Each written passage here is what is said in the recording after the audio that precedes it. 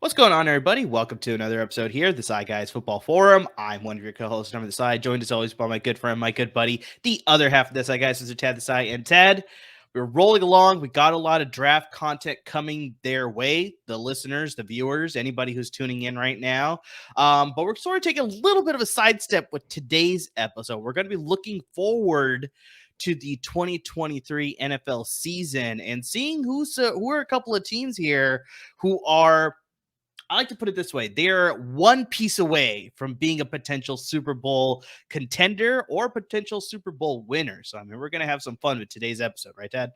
Yeah, I mean, maybe it's just, recency bias coming into play here, but this playoff, series or the couple of playoff games, this felt close. Like it was like, one of like 5 teams could have made it. And I wouldn't have been shocked either way, including Kansas City. Like Kansas City, we proved is not this unbeatable juggernaut because they barely won the Super Bowl, well deserved. But there were so many teams. I mean, but we'll get into this. But my Super Bowl prediction was Cincinnati, San Francisco, and we were like 3 plays away from that actually happening. So there are a lot of teams that are so close to making it, and honestly, I kind of hope so because I don't want to. I don't hate Kansas City, but I kind of want to see somebody else step up. Yeah. 100%. I think it's like you sort of get tired. You like to see the parity in the NFL. So that's sort of nice to see like Cincinnati and Los Angeles in last year's Super Bowl. Then we got, Cincinnati, Kansas City, Tampa Bay in the Super Bowl 2 years ago, right? So that was different. Philadelphia making the Super Bowl this year was pretty awesome. But it's just like, seeing the same team over and over again, it can get a little bit tiresome. You can start to build up that hate for a team or a franchise, right? We saw this with the Patriots for the 2 decades where they were on top in the AFC, right? So it's like you sort of get that fatigue and you're like, all right, let's see somebody else come into play. But I mean, if nobody's competing with them, it's hard to dismantle or discredit a team from being that dominant. And so, what's that stat where it was like it was either Indianapolis, Pittsburgh, or New England in like 18 of the last 20 AFC championships? Yeah, you remember that one? Accurate. Yeah, like that was accurate. God, that was a boring era. That was so bad. Yeah, 100%. I remember that stat. It is something along those lines. It might have been all 20 years if I remember correctly, too. That just makes it so much worse. But so we're going to get into a couple teams here that I think are like pretty much there. They could just use like I said, the way I'd like to put it is just that one final piece that I think can put them over the edge and possibly put them into a Super Bowl place coming into this next season. But before we get into all that, we definitely need to give a shout out to our great sponsors at BetOnline, because BetOnline remains your number one source for all your sports betting needs this season. You always find the latest odds, team matchup info, player news, and game trends at BetOnline. And is your continued source for all sports wagering information. BetOnline features live betting, free contests, and giveaways all season long. Always the fastest, easiest way to bet on all your favorite sports and events, whether that's the NFL, the NBA, MLB, NHL, MMA, boxing, tennis, golf, esports. They got you covered on all fronts. So head to BetOnline today on your computer or mobile device, and you can join and receive a 50% of a welcome bonus on top of your first deposit. All you got to do is use our promo code BELIEVE, as capital BLEAV, and you can receive a 50% of a welcome bonus on top of your first deposit. Once again, that promo code is BELIEVE, capital BLEAV, and you can receive your rewards. BetOnline, where the game starts. So, Ted, I saw you on your phone there. Are you joining up and using our promo code to join the BetOnline here?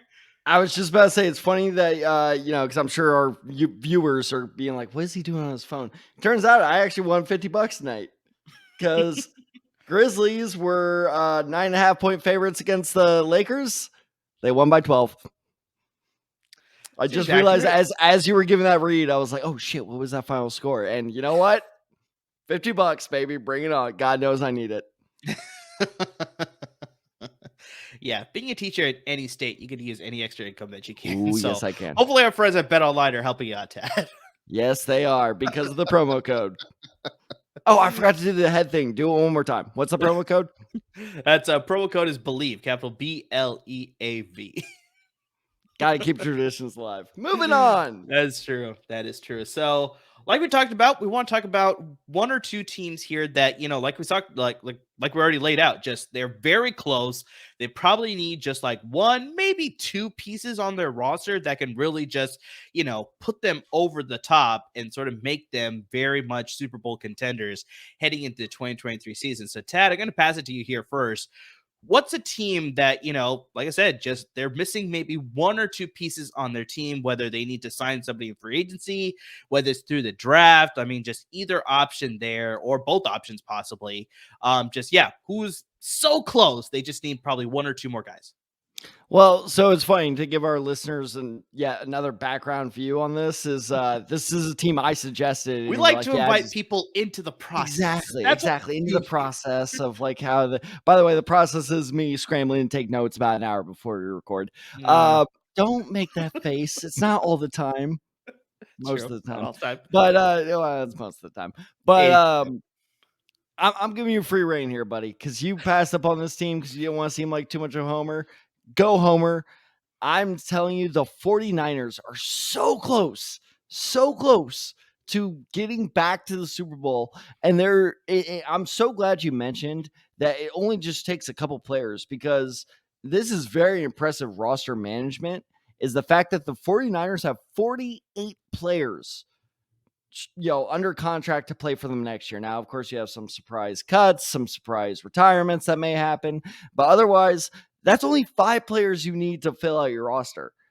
That's not that bad going into the offseason. Like, there are a lot of teams that are like, I mean, look at the Philadelphia Eagles, for example, a team we were discussing previously, of like they like half their roster or half their meaningful roster seemingly is slated for free agency. And that's a real problem. That's a lot of holes to fill. You guys don't have a lot of holes to fill. So let's talk about those real quick. So, at the top of the docket, we have a pair of Jimmys. We got Jimmy Ward and Jimmy Garoppolo. Garoppolo, I think you guys are going to be fine without, and especially because he has that, what I call it, I know this isn't the official term for it, but what I call the bailout clause. So I think that saves the 49ers a couple $1 million because he's going to bail out. You guys are going to lose Garoppolo, as, he should. He should do the best. See, Cap's here. He wants to hear all about the 49ers. The other one is Jimmy Ward. Now, that one hurts. I'm not going to lie. Now, you guys do have a lot going for you in the fact that he is 31 years old, so maybe he'll sign, and he has to know this is probably his best bet to even get close to Super Bowl. So maybe you get him on a one or 2 year cheap deal. I don't know. I feel like some team's going to overpay for him. This is the guy I think you're going to lose, Matt McGlinchey. Is he the Mike McGlinchey? Mike McGlinchey. I absolutely thought it was Matt. There we go. This is what happens when you record at 10 p.m. my time.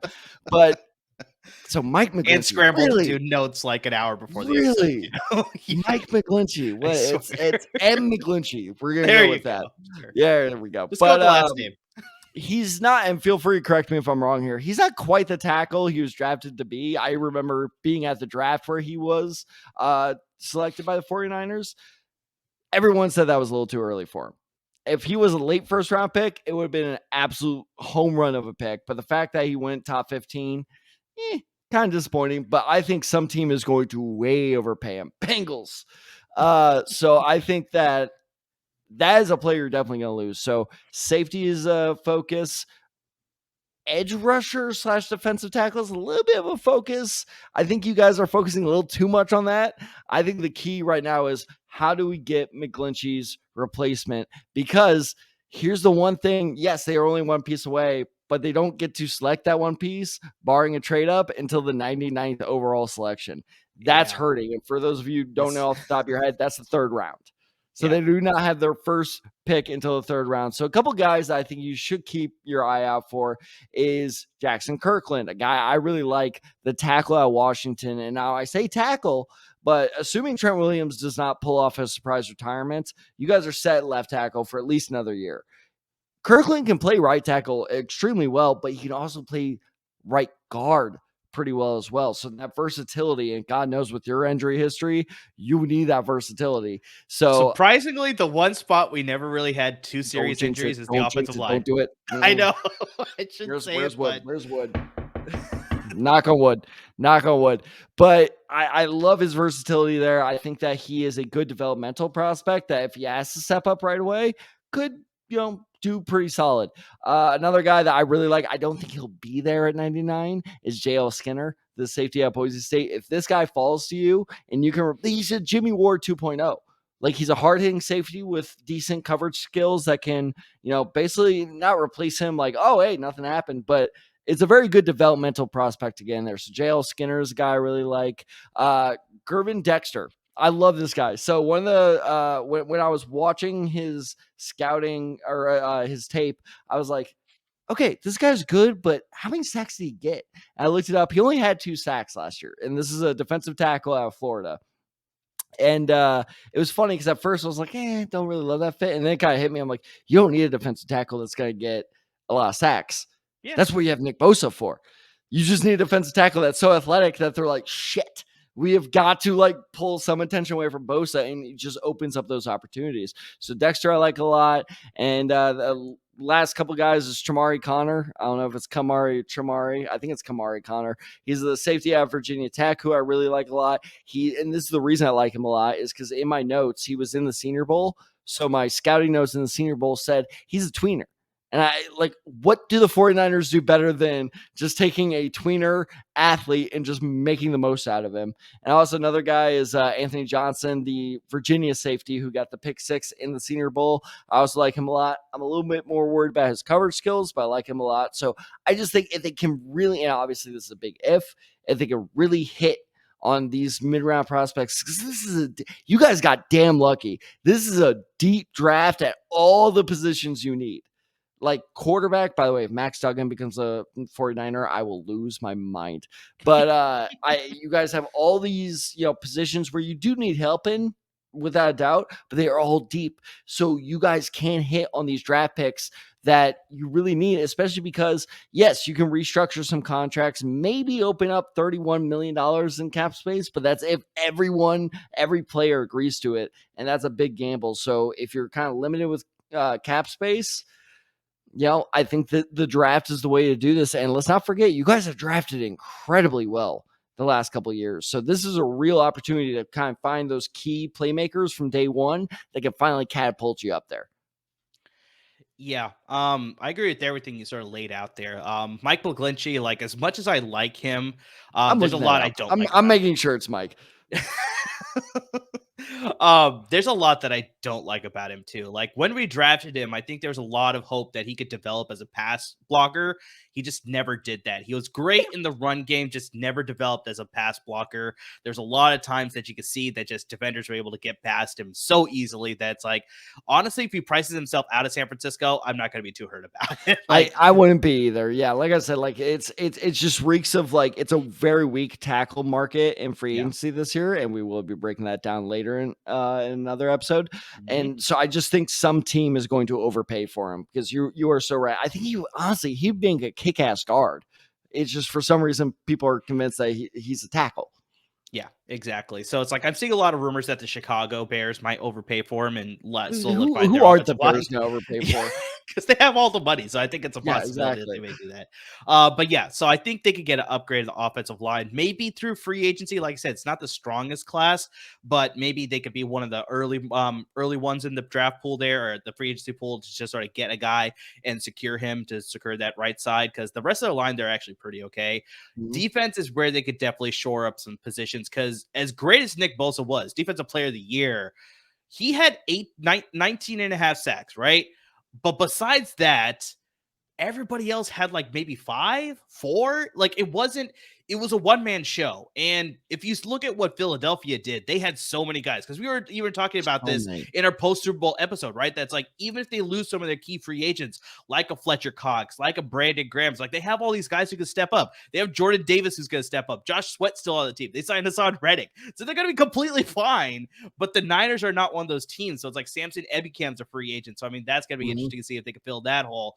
Besides that, they just haven't gotten a lot of contributions from some of the other guys. So yeah, I totally agree with the defensive end class, the edge class. I know our good friend Jamal Manny, when we were doing the Senior Bowl live stream, he said the class is probably not that strong. It's maybe a little bit more top heavy than solid depth all throughout, but I think they could possibly find a guy. But I 100% agree with you with the secondary aspect, because Jimmy Ward, I have a feeling, because they misused him, he had some injuries last season, so he didn't get to play safety. Tashawn Gibson stepped up really nicely in his role. So then they used Jimmy Ward. Gibson is still playing. He's still playing. He actually made a key interception in that divisional game against the Dallas Cowboys. So, I mean, he really stepped up. But Jimmy Ward didn't get a safety position back. He had to play the slot corner, and he's not a slot corner. So he was definitely mismanaged there. And so there's a lot of times that defenses were able to take advantage of that. So if he's going to come back, I think he wants to play the safety position. So if the Niners aren't willing to do that, like if they bring Gibson back, then it's like, what are they going to do there? Like, are they going to bring him back? Is Gibson going to retire? I'm hearing that possibility too. So it's like, I'm not sure what direction they're going to go. My God, the dude's almost 50. But one of the big things the Niners have usually had injuries in their secondary too, so they can use some depth there. Yeah. So like you said, we've been lucky to have good drafts and good players that were able to develop from that third round and later. But I'm curious to see what happens this year, because we lost a lot of personnel with D'Amico Ryans leaving. We lost Rand Carthon, one of our front office guys, who's now the GM with the Tennessee Titans. So it's like some of these other guys that, really helped us secure some good draft class and develop players, they're now gone. So I'm curious to see how that's going to affect their draft strategy. But all the guys that you listed out, I think I need to do a little bit more homework on some of those guys, but all the positions you nailed absolutely. I think they need to focus on the defense. Those are some of the things that they can sort of anchor there, because I think on offense, they're fine.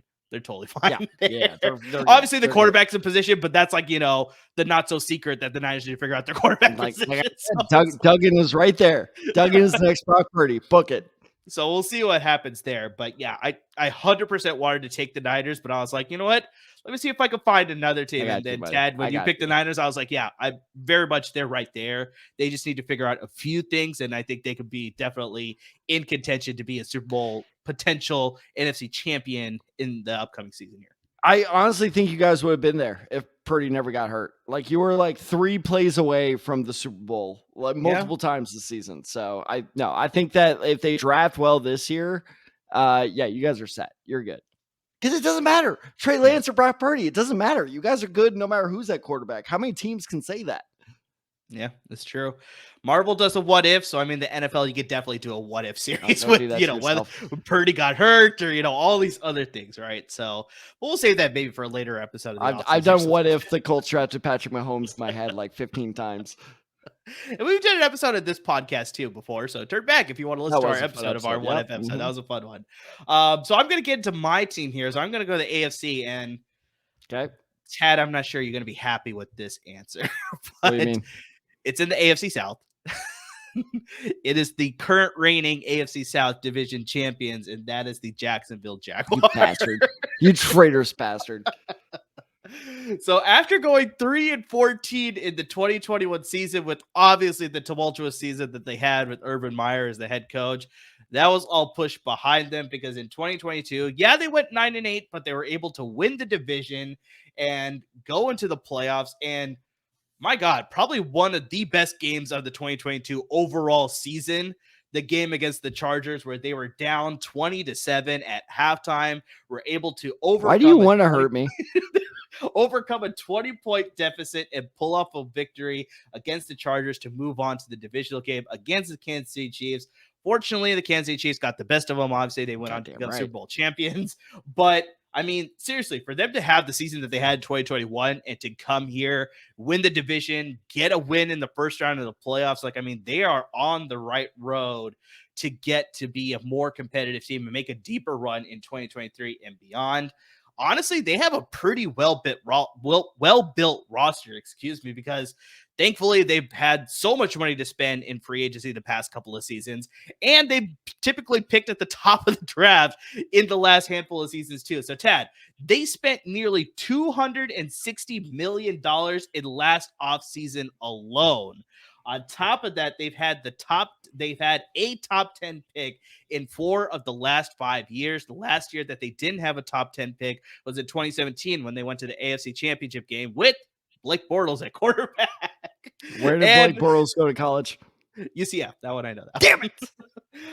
So yeah, this also includes the Jaguars having back-to-back number 1 overall picks in 2022 and in 2021, where they took Trevor Lawrence in 2021 and Travon Walker in 2022. So they do have some potential holes. Like they're going to lose their tight end, Evan Ingram, possibly. He had a fantastic season, so he might price them out. They're going to have a couple holes on their offensive line, but I think they can fill that through free agency, possibly through the draft, or re-sign some guys. They have a little cap space wiggle room there.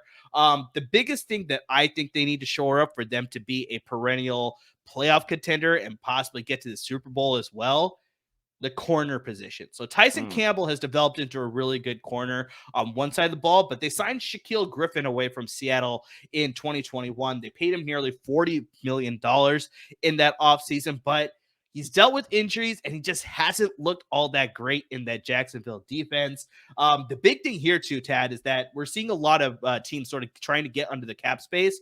So they're cutting a lot of guys. I wouldn't be surprised if they actually end up cutting Shaquille Griffin, because if they do that, they could free up $13 million in cap space, which could allow them to make a couple moves in free agency or re-sign some of the guys. They sort of have that cap flexibility, right, to do whatever they want. So it's a possibility that they could do that. Take a moment. Take a breath. Take a breath. So there's a possibility that they could do that. And, honestly, because they did so well in 2022, they're not picking at the top 10 of the draft. So they're actually going to be at the bottom half of the draft for the first time in quite some time here. So they have a little bit of cap flexibility, but not a ton. I'm wondering if they do decide to prioritize re-signing Evan Ingram because he had a good season. He really matched up well with Trevor Lawrence. Well, obviously they're looking to continue to develop.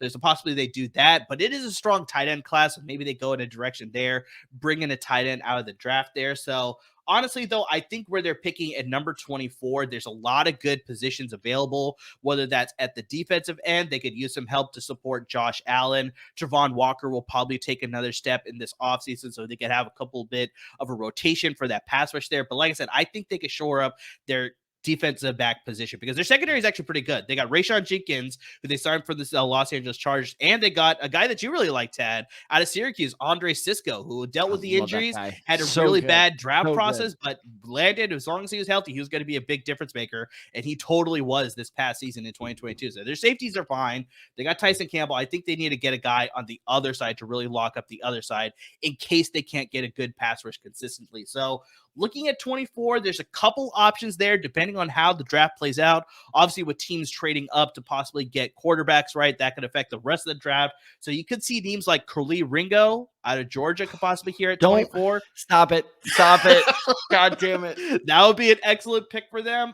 Clark Phillips III out of Utah could be a really good corner for them possibly here. And another guy that I'm seeing getting a lot of buzz right now is Cam Smith out of South Carolina. I've been watching a little bit of his tape. He looks really good. He could be a really good aggressive defender in that defense as well. Maybe they go with the pass rush aspect. Maybe they go with Andre Carter out of Army. He could be a really good fit there. So, I mean, we'll see how this all plays out, but I really think they need to go defense. My pick, I think they should probably go secondary, the defensive back position specifically, because if they could do that, I think their defense is still pretty good, and their offense was the top 10 offense last season. So they just developed that one more year. I think they're going to be fine. Very similar to like we talked about San Francisco. I think if they could just anchor that defensive unit with just one or two more guys, either through the draft or free agency, I'm sorry, Ted, but yeah, Jaguars are going to be perennial contenders. Okay, one, I hate you. Two, unfortunately, I hate you because everything you said is absolutely correct. It's the exact same situation as the 49ers, right? Like every position they need help with, this is a deep draft for.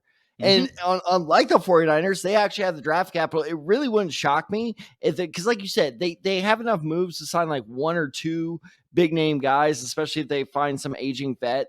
So they're sitting at about 13 million in cap space right now. And like I said, if they make some moves, they could probably free up a little bit more. So they could make a little bit of some actions in free agency, but nothing too crazy like what they did last year. Right. Yeah. No, nothing like that. Well, and first off, let's give a shout out where shout out is due. The hero of this entire, I guess, movement is the word I'll use. Christian Kirk. Because if that contract busted, that would have screwed their team for years to come. But like he looked legit last year.